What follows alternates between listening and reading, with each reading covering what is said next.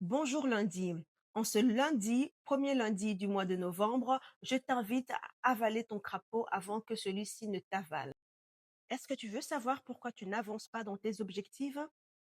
C'est parce que tu fuis ton crapaud. Chaque matin, il y a cette tâche que tu redoutes, que tu repousses, que tu remets au lendemain chaque fois et ainsi de suite. C'est cette tâche-là qui te demande du courage, de la discipline, de la clarification, de la planification. C'est cette tâche que tu redoutes, que tu repousses, qui devient ton crapaud. Tant que tu continueras à fuir ce crapaud, il deviendra plus gros, plus lourd, plus envahissant et plus difficile à réaliser.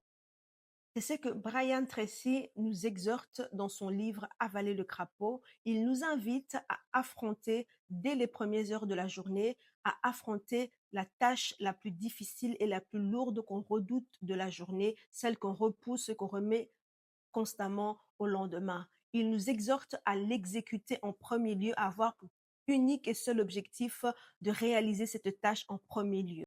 Brian Tracy nous dit que si tu arrives à exécuter cette tâche dès l'aurore, dès les premières heures de la journée, alors rien de pire ne pourra t'arriver par la suite.